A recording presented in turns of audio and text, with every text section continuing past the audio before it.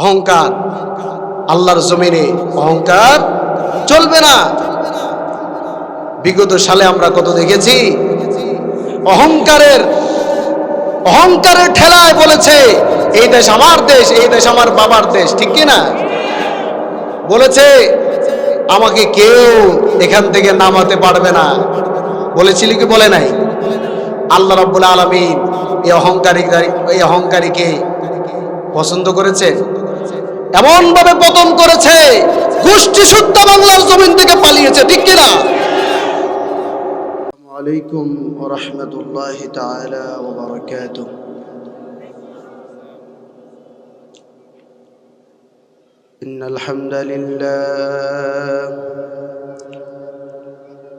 ইন্নাল হামদালিল্লাহিল লাযী খালাকাল ইনসানা ওয়া কাররাম وعلمه من البيان ما لم يعلم فسبحان الذي لا يحصى من فلاله من لساني ولا بالقلم والذي لا ضد له ولا بد له لا مثل له ولا مثيل له لا وزير له ولا كبيل له لا سدغ له ولا سبيح له لا ولد له ولا والد. ونشهد أن لا إله إلا الله وحده لا شريك له ونشهد أن سيدنا وحبيبنا وحبيب قلوبنا وطبيبنا وطبيب قلوبنا ومولانا محمدا عبد الله ورسوله. فقد قال الله تعالى عز وجل في كلامه المجيد وفي فرقانه الحميد. أعوذ بالله من الشيطان الرجيم. بسم الله الرحمن الرحيم. إن الله وملائكته يصلون على النبي يا أيها الذين آمنوا صلوا عليه وسلموا تسليما. اللهم سيدنا مولانا محمد وعلى آل سيدنا مولانا محمد. কোথায় আবু বকর, কোথায় ওমর, কোথায় আবু বকর, কোথায় ওমর, কোথায় উসমান, হে আলী, তোমাদের বিহনে আজকের ইসলাম মদিনার পথে যাইরে চলি। আল্লাহুম্মা সাইয়্যিদিনা মাওলানা মুহাম্মদ وعلى آل سيدنا بلغ العلا بكماله كشف الدجى بجماله حسنت جميع خصاله পৃথিবীতে কেউ স্থায়ী হয় না, হোক না সে ফেরাউন কিবা নমরুদ, কেউ ভবে চিরকাল রয় না, কেউ ভবে চিরকাল রয় না। পৃথিবীতে কেউ স্থায়ী হয় না, হোক না সে ফেরাউন কিবা নমরুদ, কেউ ভাবে চিরকাল রয় না, কেউ ভাবে চিরকাল রয় না। বাংলাদেশ শ্রমিক কল্যাণ ফেডারেশন বায়েজিদ বুস্তামি থানার উদ্যোগে আয়োজিত আজকের এই তাফসিরুল কোরআন মাহফিলের উপস্থিত সম্মানিত শ্রদ্ধেয় সভাপতি, উপস্থিত আছেন মঞ্চে উপস্থিত আছেন অসংখ্য উলামায়ে কেরাম, আমার সামনে উপবিষ্ট আছেন শ্রমিক কল্যাণ ফেডারেশনের বিভিন্ন স্তরের দায়িত্বশীল বৃন্দ, সম্মানিত তাওহীদি জনতা এবং পর্দার আড়ালে মা এবং বোনেরা, আসসালামু আলাইকুম ওয়া রাহমাতুল্লাহি ওয়া বারাকাতুহু। আমরা প্রথমে আল্লাহর দরবারে শুকরিয়া আদায় করছি যে আল্লাহ পাক রব্বুল আলামিন আমাদেরকে আজকের পবিত্রতম একটি দিনে, জুমার দিন আজকে চলে গিয়েছে, আমাদেরকে একটি মহতীপূর্ণ কোরআনের বাগান তাফসিরুল কোরআন মাহফিলের আয়োজন করার এবং আসার বসার তৌফিক দিয়েছেন, সুযোগ করে দিয়েছেন। সেজন্য আমরা সেই মহান মুনিবের দরবারে একত্রিত হয়ে শুকরিয়া আদায় করছি। সবাই পড়ি আলহামদুলিল্লাহ। সম্মানিত ভাইয়েরা, আমি সরাসরি ভূমিকা না গিয়ে সরাসরি আলোচনায় চলে যেতে চাই। আমরা আল্লাহর দরবারে শুকরিয়া আদায় করছি যে বিগত 16 বছরের এক স্বৈরতন্ত্র থেকে মুক্ত করে দিয়ে আল্লাহ আমাদেরকে মুক্ত বাতাসে তাফসিরুল কোরআন মাহফিল আবার আয়োজন করার, সেই কোরআনের তাফসির শোনার এক সুযোগ আল্লাহ আমাদেরকে করে দিয়েছেন, বলি আলহামদুলিল্লাহ। বড় আফসোসের বিষয়, বিগত 16টি বছর পর্যন্ত কোনো মুক্ত বাতাসে আমরা তাফসির করতে পারি নাই।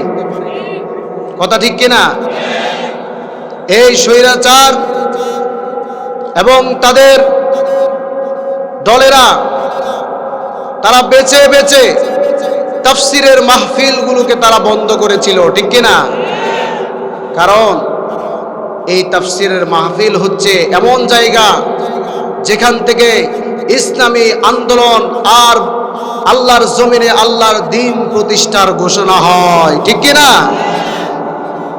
এবং এই তাফসিরের মাহফিলে কোনো কনসার্ট হয় না, কোনো নাটক হয় না, কোনো স্বৈরাচারের জন্য ক্ষতিকারক কোনো কথা বলা হয় না, বরঞ্চ এই তাফসিরের মাহফিল হচ্ছে এমন মাহফিল যেখান থেকে সমস্ত স্বৈরাচারের সমস্ত গদিকে জ্বালিয়ে পুড়িয়ে ইসলাম প্রতিষ্ঠার এক আন্দোলন হয়, ঠিক কিনা?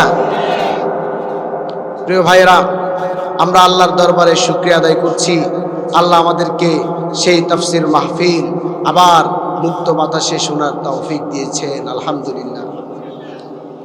আমি আজকে একটি সূরা থেকে কিছু কথা, সময় খুবই সংক্ষিপ্ত, অল্প সময়ের মধ্যে আমি ইনশাআল্লাহ কিছু কথা বলবো। একটি গুরুত্বপূর্ণ সূরা থেকে, কোরআনুল কারীমের 28 নম্বর সূরা সূরাতুল কসস থেকে আমরা কিছু কথা শুনবো ইনশাআল্লাহ। আরো জোরে বলেন না ইনশাআল্লাহ। সূরাতুল কসস এটি কোরআনের 28তম একটি সূরা। কততম সূরা? 28তম সূরা। এই সূরায় মোট 88টি আয়াত রয়েছে এবং 9টি রুকুতে বিভক্ত। আল্লাহ রাব্বুল আলামিন রাসূলুল্লাহ সাল্লাল্লাহু আলাইহি ওয়াসাল্লামের মাক্কি জিন্দেগিতে এই সূরাটিকে রাসূলুল্লাহর কাছে নাজিল করেছেন এবং এতই গুরুত্বপূর্ণ একটি সূরা। এই সূরার মূল যে আলোচ্য বিষয়, আল্লাহ যে সূরার মধ্যে মূল আলোচনা যেটা করেছেন সেটা হচ্ছে স্বৈরাচার, জুলুমবাজ ফেরাউনের রাজত্ব, আর সেই জুলুমবাজের রাজত্বকে ভেঙে দেওয়ার জন্য মূসা আলাইহিস সালামের উত্থান এর মূল আলোচ্য বিষয় এবং এর সেন্ট্রাল থিম যেটা আল্লাহ দিয়েছেন, মূল শিক্ষা, সেন্ট্রাল থিম সেটা হলো পৃথিবীতে যত স্বৈরাচার আসবে, সমস্ত স্বৈরাচার তারা যেন মনে রাখে যতবারই সারা স্বৈরাচার হবে এই ফেরাউনের গোষ্ঠীরা ততবার মূসাকে আল্লাহ পৃথিবীতে পাঠিয়ে সেই স্বৈরাচারের গদিকে আল্লাহ তছনছ করে দিবেন। আল্লাহ এই সূরাটি এমনি এমনি নাজিল করেননি, খুবই গুরুত্বপূর্ণ কথা বলেছেন। কারণ সূরাটি নাজিল করার পরে আগে যে ফেরাউন ছিল, মূসা আলাইহিস সালামের মাধ্যমে সে যে দুনিয়াতে ধ্বংস হয়েছে, সেই ফেরাউন এবং মূসার ঘটনা কি সেখানেই শেষ, নাকি যুগে যুগে কিয়ামত পর্যন্ত যত দিন আসবে, যত যুগ আসবে ততবার ফেরাউনদের উদয় হবে এবং সেই ফেরাউনদেরকে শিক্ষা দেওয়ার জন্য আল্লাহ রাব্বুল আলামিন এই সূরাতুল কসসের মধ্যে শিক্ষা রেখে দিয়েছেন। এবং আফসোসের বিষয়, আল্লাহ তাআলা সতর্ক করেছেন, তারপরেও এই সূরা থেকে ওই সমস্ত ফেরাউনের দলেরা, ওই সমস্ত স্বৈরা শাসকরা যারা স্বৈরাচারী করেছে এবং যারা স্বৈরাচার হওয়ার জন্য বসে আছে, তারা শিক্ষা গ্রহণ করেন না, ঠিক কিনা? এটাই হচ্ছে মূল সমস্যা, তারা এই সূরা থেকে শিক্ষা অর্জন করে না। আমরা আজকে এই সূরা থেকে শুনবো কথা ইনশাআল্লাহ। আল্লাহ রাব্বুল আলামিন সূরাটি শুরু করছেন এইভাবে। আল্লাহ রাব্বুল আলামিন সূরাতুল কসস মানবতাকে, মানুষদেরকে শিক্ষা দেওয়ার জন্য সূরাতুল কসস এইভাবে শুরু করছেন। তাসিন মিম তিলকা আয়াতুল কিতাবিল মুবিন নাতলু আলাইকা মিন নাবাই মূসা ওয়া ফিরআউনা বিল হাক্কি লিকওমিন ইউমিনুন। আল্লাহ শুরু করছেন তাসিন মিম।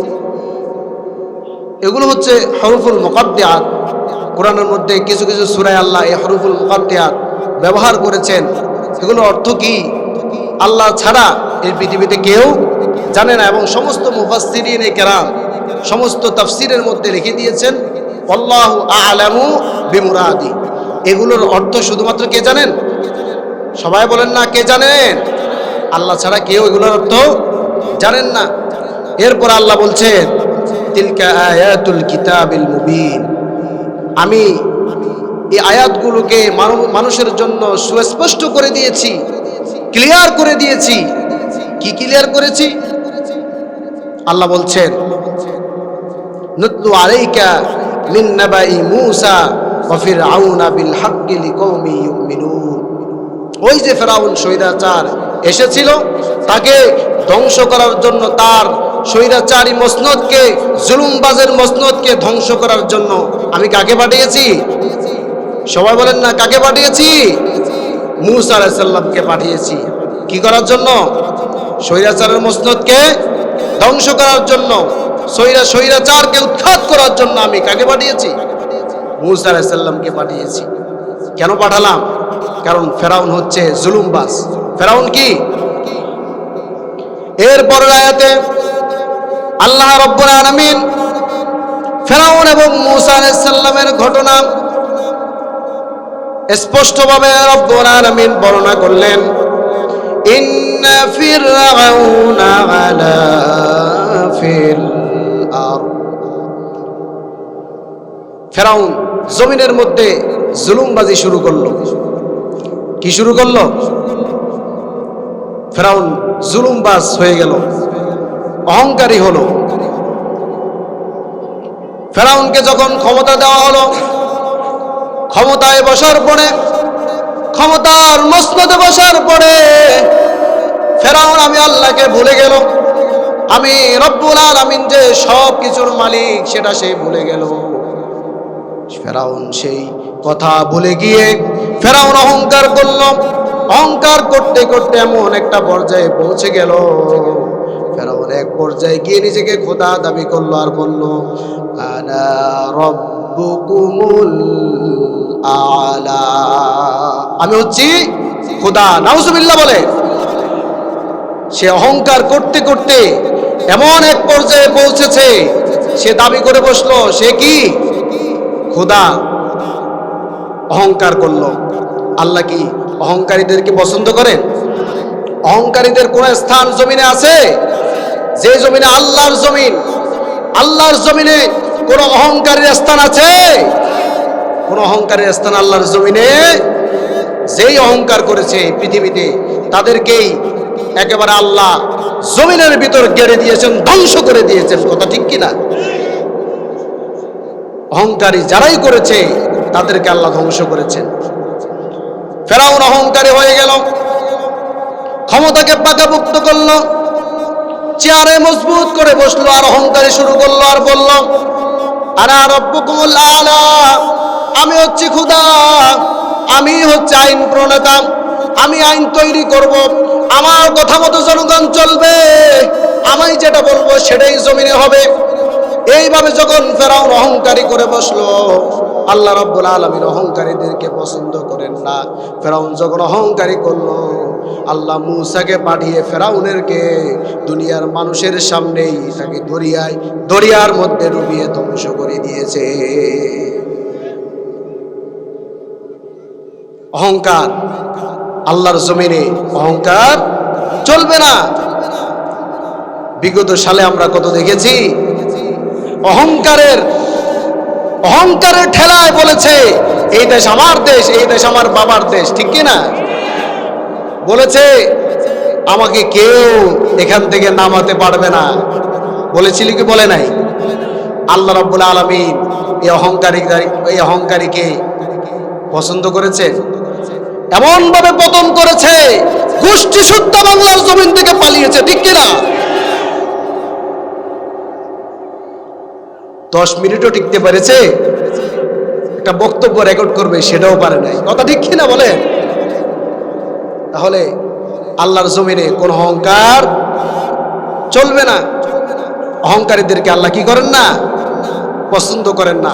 যেই অহংকার করেছে তাকেই আল্লাহ দুনিয়ার জমিনে ডুবিয়ে মেরেছে। অহংকারী করেছে ফেরাউন, আল্লাহ ফেরাউনকে ধ্বংস করেছে।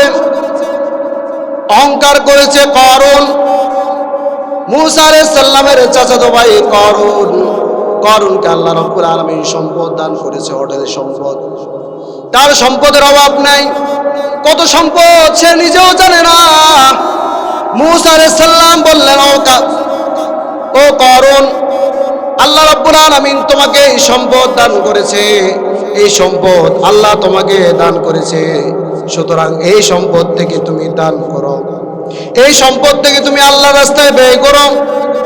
করুন অহংকার করল আর বলল, ইন্নামা উতিতুহু আলা ইলমিন ইনদি, ও মূসা, তুমি শুনে রাখো, এই সম্পদ আমাকে তোমার আল্লাহ দেয় নাই, এই সম্পদ তোমার আল্লাহ আমাকে দান করে নাই, এই সম্পদ আমি নিজের শক্তি দিয়ে, সামর্থ্য দিয়ে অর্জন করেছি রে মূসা। অহংকারী করলো, সম্পদের অহংকারী করলো। আল্লাহ বারবার সতর্ক করেছে, মূসা বারবার সতর্ক করেছে, অহংকারী ছেড়ে দাও, অহংকারী করো না। করুন শুনলো না। আল্লাহ রাব্বুল আলামিন জমিনকে আদেশ করলেন, ও জমিন, করুণকে মাটির মধ্যে টেনে নাও। শুধু করুণকে টানবা না, শুধু যদি তুমি করুণকে ঢুকিয়ে নাও, তাহলে দুনিয়ার মানুষ মনে করবে করুণকে সম্পদের লোভে দুনিয়ার জমিনে ঢুকানো হয়েছে। শুধু করুণকে ঢুকাবা না, করুণ সুদ্ধা তার যত সম্পদ আছে, তার যত অঢেল সম্পদের মালিক আছে, বাড়িঘর আছে, সব সম্পত্তি সহ জমিনের মধ্যে টেনে নাও। আল্লাহ জমিনকে আদেশ করলেন, সঙ্গে সঙ্গে আল্লাহ রাব্বুল আলামিনের আদেশ পেয়ে করুণকে সুদ্ধা, করুণের সমস্ত সম্পত্তিকে জমিনের মধ্যে ঘিরে দেওয়া হয়েছে। সুবহানাল্লাহ পড়বেন না? আরো জোরে পড়েন না সুবহানাল্লাহ। আমার আল্লাহ পারেন কি পারেন না? আমার আল্লাহর কাছে কোনো অহংকার চলে? কোন রাজত্ব আমার আল্লাহর কাছে চলবে? সব রাজত্ব কার? সব হুকুম কার? সব আইন কার? আল্লাহ ছাড়া কারো আইন চলতে পারে? আল্লাহ ছাড়া কারো বাবার আইন চলতে পারে? আইন চলবে শুধুমাত্র কার? ইনিল হুকমু ইল্লা লিল্লাহ, আলা লাহুল খালক ওয়াল আমর। সৃষ্টি করেছেন কে? জমিন কার? আকাশ কার? আইন চলবে কার? কারো বাবার আইন চলতে পারে? কারো দাদার আইন চলতে পারে? কারো তৈরি করা আইন চলতে পারে? আমার আল্লাহর আইন চলবে। তাহলে আল্লাহ রাব্বুল আলামিন সূরাতুল কসসের প্রথম আয়াতে, দ্বিতীয়তম আয়াতে আল্লাহ শিক্ষা দিলেন, ইন্না ফিরাউনা আলা ফিল আরদ, নিশ্চয় ফেরাউন জমিনে অহংকার করেছে আর আমি ধ্বংস করে দিয়েছি। সুতরাং ফেরাউনের মাধ্যমে দুনিয়ার জমিনে যতগুলো ফেরাউন আসবা, যতগুলো ফেরাউনের অনুসারী আসবা, যতগুলো ফেরাউনের বাচ্চা কাচ্চার চাচাতো ভাইরা আসবা, তোমরা শুনে রাখো, ফেরাউনকে যেইভাবে আমি আল্লাহ দুনিয়া থেকে ধ্বংস করে দিয়েছি, তোমাদেরকেও আমি আল্লাহ দুনিয়া থেকে একইভাবে ধ্বংস করে দিব। ঠিক কি না? এইভাবে আল্লাহ ফেরাউনকে ধ্বংস করেছেন। এরপরে আল্লাহ রাব্বুল আলামিন পরে আয়াতের পরের অংশে বলছেন, আল্লাহ রাব্বুল আলামিন এই আয়াতের পরের অংশে রাব্বুল আলামিন পরের অংশে বলছেন, ওয়াজাআলা আহলা শিয়া'আন ইস্তাদঈফু তাইফাতাম মিনহুম। ফেরাউনের দ্বিতীয় পলিসি ছিল যে সে মানুষদেরকে দলে দলে বিভক্ত করে রেখেছে। কি করে রেখেছে? সে মানুষদেরকে দলে দলে বিভক্ত করেছে আর শাসন করেছে। এই পলিসি কার ছিল? আসতে বলবেন না, কার ছিল? এই পলিসি আজও পর্যন্ত আছে না নাই? এখনো পর্যন্ত দলের ভিন্নতার কারণে, মতের ভিন্নতার কারণে বিভক্তি আছে না নাই? বিভক্তি ছড়িয়ে আছে। আমরা এই দিক দিয়ে বিভক্তি করছি, ওই দিক দিয়ে জালেমরা আমার দেশের 12টা বাজাচ্ছে। ঠিক কি না? প্রিয় ভাইয়েরা, বিভক্তি করতে করতে আমরা আজ কোথায়?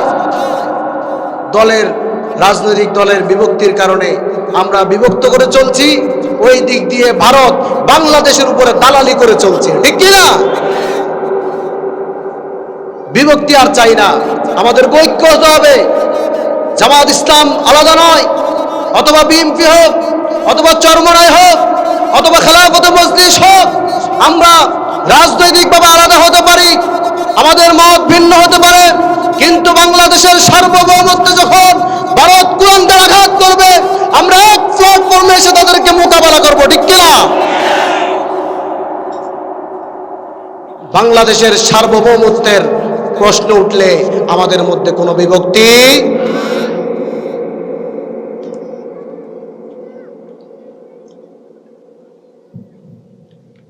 তাহলে এই বিভক্তির কার্টেসি, বিভক্তির নীতি ছিল কার? সবাই বলেন না কার? ফেরাউনের নীতি ছিল সে মানুষদেরকে বিভক্ত করে রেখেছে এবং শাসন করেছে। আজও সমস্ত, শুধু বাংলাদেশ নয়, সমস্ত বিশ্বময় মুসলমানরা বিভক্ত, ঠিক কিনা? নিজের দেশ নিয়ে ব্যস্ত। অথচ রাসূলুল্লাহ বলেছেন মুসলমানরা একটা বডি। কয়টা বডি? হাতে যদি ব্যথা পায় সেই ব্যথা অনুভূত হয় কি হয় না? পায়ে ব্যথা পেলেও অনুভূতি হয় কি হয় না? হাত হোক পা হোক, আমরা পুরো বিশ্ব, মুসলিম বিশ্ব হচ্ছে একটা বডি। আর দেশগুলো হচ্ছে আমাদের হাত, আমাদের পা, আমাদের আঙ্গুল, আমাদের চোখ, আমাদের কান, আমাদের নাক। আমাদেরকে এক হতে হবে। আজকে এক নাই বলে ফিলিস্তিনকে ময়দান বানিয়ে দিয়েছে, কথা ঠিক কি না? আজকে এক নাই বলেই আজকে লেবাননকে ধ্বংস করছে, ঠিক কি না? আজকে এক নাই বলেই মুসলমানদেরকে শোষণ করে করে নির্যাতনের চরম অবস্থায় পৌঁছে দিয়েছে, ঠিক কি না? সুতরাং ফেরাউনের দ্বিতীয় কার্ড ছিল, পলিসি ছিল, সে মানুষদেরকে দলে দলে বিভক্ত করে রেখেছিল। সুতরাং দলে দলে বিভক্ত হলে চলবে না, আমাদেরকে এক হতে হবে, এক প্ল্যাটফর্মে আসতে হবে, এক জায়গায় এসে আমাদেরকে কাজ করতে হবে এবং এক জায়গায় এসে সমস্ত বাংলাদেশকে ফুলে এবং ফলে আমাদেরকে সাজাতে হবে। পারবো ইনশাআল্লাহ? আমাদেরকে এক প্ল্যাটফর্মে এসে, এক জায়গায় এসে পুরো বাংলাদেশকে কি করতে হবে? সাজাতে হবে। ফেরাউনের গোষ্ঠীরা, ফেরাউন চলে গেছে, ফেরাউনের গোষ্ঠীরা আজও আছে না নাই? আছে না নাই? ফেরাউনের গোষ্ঠীরা আজও আছে। তাদের নীতিও ফেরাউনের মতো। তারা কি করে? মানুষদেরকে বিভক্তি করে, দলে দলে বিভক্তি করে রেখে, দলে দলে আলাদা করে রেখে মানুষদেরকে আলাদা করে রাখবে আর কি করবে? শাসন করবে। তাহলে ফেরাউন প্রথমে কি করেছিল? অহংকার করেছিল। তাকে আল্লাহ কি করে দিয়েছে? ধ্বংস করে দিয়েছে। এরপরে ফেরাউন মানুষদেরকে দলে দলে আলাদা করে রেখেছে এবং সে তৎকালীন সময়ে দলে দলে বিভক্ত করে রাখার পরে একটা দলকে সে দুর্বল করে রেখে দিয়েছে। আর সেই দলের নাম হচ্ছে বনি ইসরাইল। কোন দল? বনি ইসরাইলকে সে দুর্বল করে রেখে দিয়েছে। এই বনি ইসরাইল হচ্ছে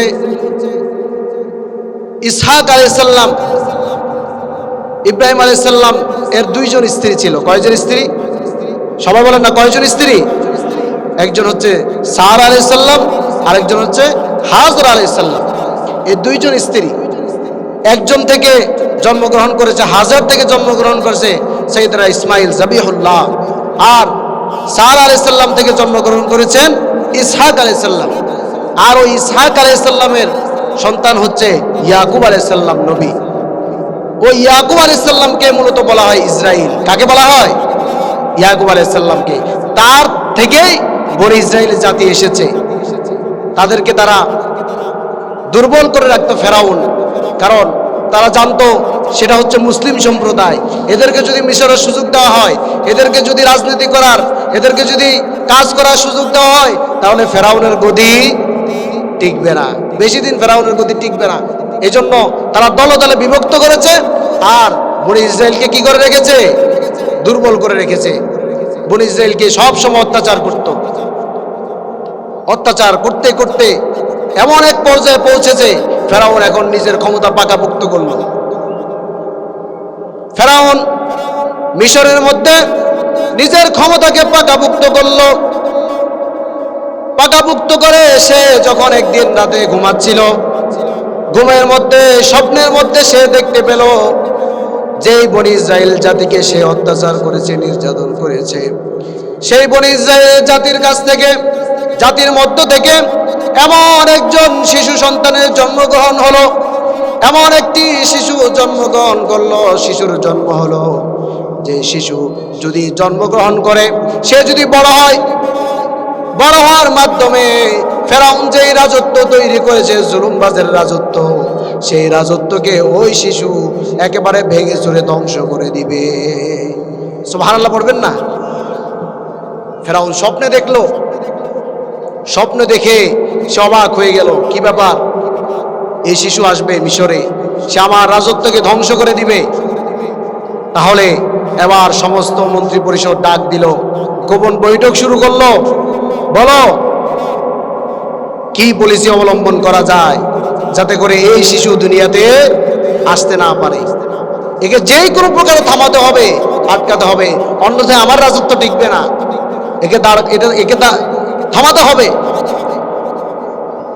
সবাই মিলে পরামর্শ শেষ করে তারা সবাই পরামর্শে উপনীত হলো যে বনী ইসরাইলের যত সন্তান জন্মগ্রহণ করবে সমস্ত শিশু সন্তানকে কি করবে? হত্যা করবে। আল্লাহ রাব্বুল আলামিন সেই বিষয়টি কোরআনের মধ্যে সূরাতুল কাসাসের মধ্যে খোলাসা করে দিয়েছেন। আল্লাহ রাব্বুল আলামিন বলেন, ইয়াযবাহু আবনাকে কি করবে? হত্যা করবে। কারণ যদি তাদেরকে হত্যা করে ফেলা হয়, তার বিরুদ্ধে দাঁড়ানোর মতো ওই শিশু আর দুনিয়াতে আসবে না। এই রীতি কার? ফেরাউনের।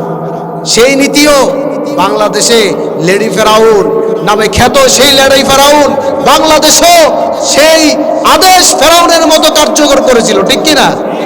সে দেখে দেখে বাছাই করে করে বাংলাদেশকে যারা নেতৃত্ব দেবে, বাংলাদেশকে যারা মোড়ল ভারত থেকে উদ্ধার করবে, দেখে দেখে সেই সমস্ত নেতাদেরকে বিগত 16 বছর ফাঁসির কাষ্ঠে ঝুলিয়েছিল, ঠিক কিনা?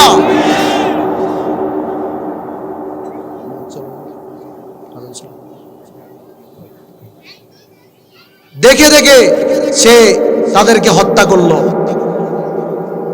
সে বাংলাদেশের নেতৃত্ব দেওয়ার মতো গুণাবলী যে সমস্ত লোক, তাদেরকে সে দেখে দেখে ফাঁসির কাষ্ঠে ঝুলালো। তাদের কোনো দোষ ছিল? তাদের কোনো অপরাধ ছিল? কেন হত্যা করা হলো? কারণ তাদেরকে যদি হত্যা করা না হয়, তার রাজত্ব ফেরাউনের মতো বেশি দিন আর টিকবে না, ঠিক কিনা? সে দেখে দেখে হত্যা করলো, তাফসীর মাহফিলগুলোকে বন্ধ করলো, কারণ তার ক্ষমতাকে পাকাভুক্ত করতে হবে। শুধু তাই নয়, এই চট্টগ্রাম সহ পুরো বাংলাতে যিনি তাফসীর করে বেড়াতেন, বাংলার মানুষদেরকে কোরআনের হক কথাগুলো তুলে ধরতেন, বাংলার মানুষদেরকে কোরআনের দিকে যিনি ধাবিত করেছিলেন, সে আল্লামা সাঈদীকে পরিকল্পিতভাবে তারা ইনজেকশন পুশ করে শহীদ করেছিল, ঠিক কিনা? কারণ তাকে যদি শহীদ করা হয়, তাকে যদি বিদায় করে দেওয়া যায়, তাহলে কোরআনের হক কথাগুলো আর বলবে না, তাফসীরের মাহফিল বন্ধ হবে, আর তার বিরুদ্ধে কেউ দাঁড়াতে পারবে না। কিন্তু আমার আল্লাহ কোরআনে বলেছেন, একজন চলে যাবে, একজন সত্যবাদী শহীদ হবে, ওই একজন সত্যবাদীর পরিবর্তে 10 জন সত্যবাদী আল্লাহ দুনিয়ার জমিনে পাঠিয়ে দিবেন, ঠিক কিনা? আল্লাহ পাঠিয়েছেন। সুতরাং তোমরা শক্তি প্রয়োগ করে, বল প্রয়োগ করে, ক্ষমতা ব্যবহার করে তোমরা কি ইসলামকে নিষিদ্ধ করতে পারবা? পারবা ইসলামকে নিষিদ্ধ করতে? বল প্রয়োগ করে চিরকাল স্বৈরাচার হওয়া যায়? অহংকারী করে কত ক্ষমতার অভাব নাই, কেউ তাকে পতন করতে পারবে না, কেউ তাকে ফালাতে পারবে না। আল্লাহ রাব্বুল আলামিন এমন জায়গায় পতন করলো, ছাত্রদের হাতে পতন হয়ে গোষ্ঠী সুদ্ধা বাংলাদেশ থেকে পালিয়েছে, ঠিক কিনা? সুতরাং আল্লাহ সূরাতুল কসসের মধ্যে যে কথাগুলো বলেছেন, সেগুলো যেন বাংলার জমিনেও প্রতিফলিত হয়েছে, কথা ঠিক কিনা? বাংলাদেশের সাথে মিলে কি মিলে না? একই চিত্র সূরাতুল কসসের মতো বাংলার জমিনেও মিলে কি মিলে না? বলেন। বাংলার জমিনও আল্লাহ যেন বাংলার জমিন দেখে দেখে সূরাতুল কসস নাজিল করেছে, সুবহানাল্লাহ বলেন। ফেরাউন বনী ইসরাইলের সমস্ত শিশুদেরকে হত্যা করবে, সমস্ত শিশুদেরকে সে হত্যা করছে। এইভাবে করে হত্যা করতে করতে একদিন সত্যি সত্যি মূসা আলাইহিস সালাম দুনিয়ার জমিনে জন্মগ্রহণ করলেন। মূসা আলাইহিস সালাম জন্মগ্রহণ করার পরে মূসা আলাইহিস সালামের মা ভীত সন্তুষ্ট হয়ে পড়লেন। মূসা আলাইহিস সালামের মা কি করবেন, কিভাবে সন্তান বাঁচাবেন? এই মুহূর্তে যদি ফেরাউনের দলের কাছে খবর যায়, তারা এসে সন্তানটাকে হত্যা করবে, জবাই করবে। ভীত সন্তুষ্ট হয়ে গেলেন, খুঁজে পাচ্ছিলেন না কি করবেন। আল্লাহ রাব্বুল আলামিন মূসা আলাইহিস সালামের মাকে শুনিয়ে দিলেন, ওয়া আওহাইনা ইলা উম্মি মূসা আন আরদিহি ফাইদা খিফতি আলাইহি ফাআলকিহি ফিল ইয়াম আল্লাহ রাব্বুল আলামিন মূসা আলাইহিস সালামের মাকে অর্ডার করলেন, বললেন, হে মূসার মা, তুমি হতাশ হও না, ভয় পেও না, তুমি তোমার সন্তানকে দুধ পান করাও। যদি তুমি এই আশঙ্কা করো যে ফেরাউনের দল বলে সে তোমার সন্তানকে হত্যা করবে, তাহলে আমি আল্লাহ রাব্বুল আলামিন আদেশ করলাম একটা বাক্সে বন্দী করে মূসাকে তুমি নদীতে ভাসিয়ে দাও। মূসা আলাইহিস সালামের মা মূসা আলাইহিস সালামকে বাক্সে বন্দী করে নদীতে ফেলে দিলেন। আর মূসা আলাইহিস সালামের মাকে আল্লাহ রাব্বুল আলামিন জানিয়ে দিলেন, মূসা আলাইহিস সালামের মাকে জানিয়ে দিলেন, ওয়ালা তাখাফি ওয়ালা তাহজানি ইন্না রাদ্দুহু ইলাইক ওয়া জাইলুহু মিনাল মুরসালিন। হে মূসার মা, তুমি ভয় পেও না, তুমি হতাশ হও না, তুমি মূসা আলাইহিস সালামকে নদীতে ফেলে দিলা, তুমি হতাশ হও না, কারণ মূসা আলাইহিস সালামকে হেফাজত করার মতো দায়িত্ব আমি আল্লাহ রাব্বুল আলামিন নিজ হাতে গ্রহণ করেছি। সুবহানাল্লাহ। মূসাকে হেফাজত করার দায়িত্ব কার হাতে? মূসাকে নদীতে ফেলে দেওয়া হলো। মূসার বক্স নদীতে ভেসে ভেসে চলে যাচ্ছে। যাইতে যাইতে মূসা আলাইহিস সালামের বাক্সটা গিয়ে ফেরাউনের যে ঘাটে ফেরাউন গোসল করে, ফেরাউনের স্ত্রী আসিয়া আলাইহিস সালাম গোসল করে, সেই ঘাটে গিয়ে বক্সটা আটকে গেল। আসিয়া বক্সটা তুললেন, বাক্স খুলে তিনি দেখতে পেলেন বক্সের মধ্যে একটি সুন্দর ফুটফুটে ছেলে। এত মায়া তার চেহারায়, কারণ তিনি তো কোনো সাধারণ সন্তান নয়, সাধারণ শিশু নয়, তিনি হচ্ছেন নবী। আর নবীদের চেহারা কোনো সাধারণ শিশুদের মতো হয় না। তার চেহারা দেখে আসিয়া অবাক হয়ে গেল। ফেরাউন কিছুক্ষণ পরে জানতে পারল যে আসিয়া একটি শিশু সন্তান পেল। সে আসিয়াকে বলল, ওয়াকালাত ইমরাতু ফিরআউনা কুররাতু আ'য়ুনিল লি ওয়ালাক ওয়ালা তাকতুলু। ফেরাউন বলল, আসিয়া, এই সন্তানটাকে আমাকে দাও, হতে পারে এই সন্তানটা আমার স্বপ্নে দেখা সেই শিশু, আমি তাকে হত্যা করে ফেলবো, তাকে দাও। আসিয়া আলাইহিস সালাম বুদ্ধিমতী ছিল, বলল, ফেরাউন, এই ছোট্ট শিশু কি তোমার রাজত্ব ধ্বংস করতে পারে নাকি? কারণ আসিয়া যখন এই কথা বলল, ফেরাউন বিশ্বাস করলো।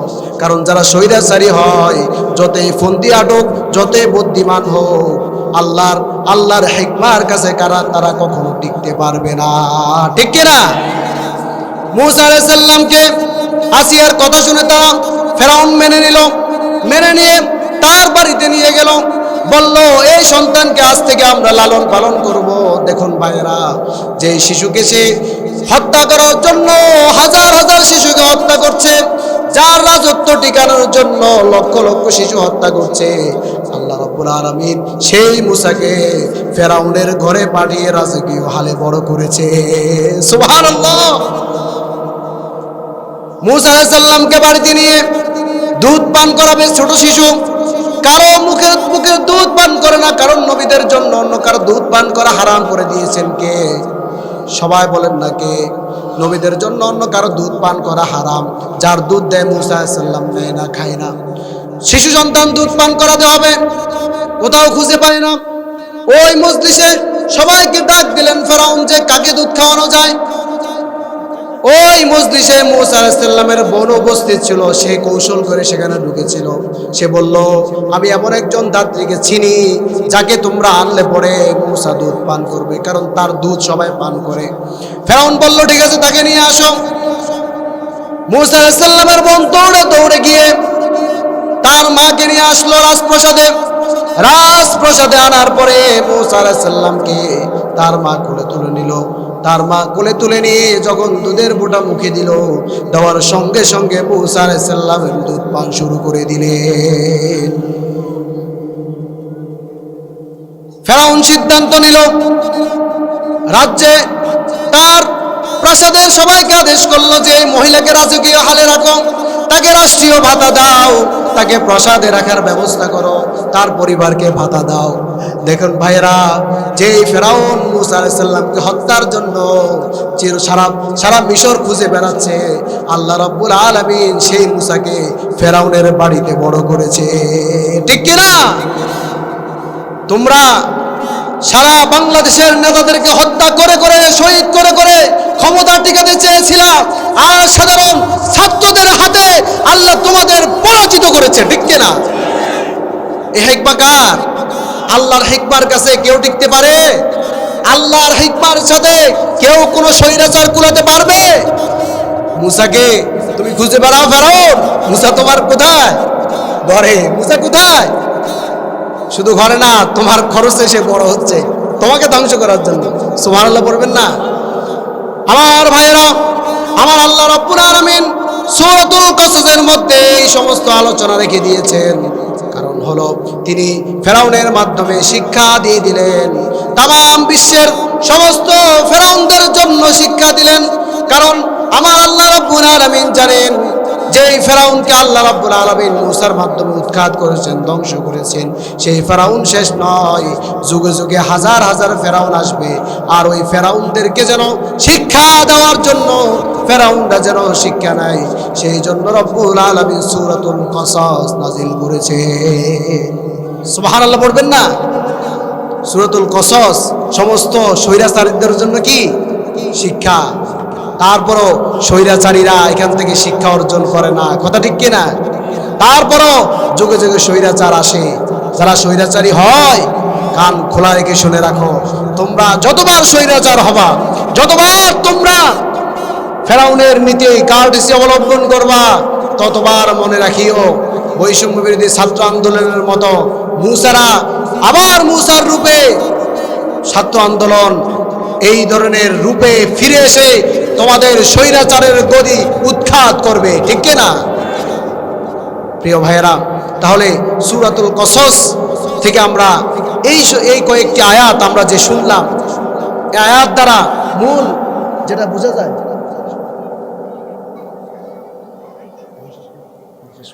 তাহলে এই সূরাতুল কসসের মূল শিক্ষা যেটা, সেটা আমরা বুঝতে পেরেছি তো ইনশাআল্লাহ। কোন স্বৈরাচার হওয়ার আগে সে যেন সূরাতুল কসস পড়ে। ঠিক কি না? আজকের এই তাফসীরুল মাহফিলের তাফসীর শুনবো আমরা ইনশাআল্লাহ। এই তাফসীর আমাদের যেন সবার জন্য যেন শিক্ষা হয়, স্বৈরাচারদের জন্য যেন শিক্ষা হয়, যারা জুলুমবাজ করার জন্য বসে আছে, দখলদারিত্ব করার জন্য বসে আছে, বাংলাদেশের মানুষদেরকে আবার সেই জুলুমবাজের জিনজিরায় আবদ্ধ করার জন্য বসে আছে। তোমরা সূরাতুল কসস পড়ো আর শিক্ষা অর্জন করো, কারণ অন্যথায় আবারও তাদের মতো পালাবার মতো রাস্তা তোমরা খুঁজে পাবে না। ঠিক কিনা প্রিয় ভাইরা? আল্লাহ আমাদের সকলকে এই আজকের এই সূরা কসসের থেকে শিক্ষা অর্জন করার মতো তৌফিক দান করুক। সবাই বলেন আমিন।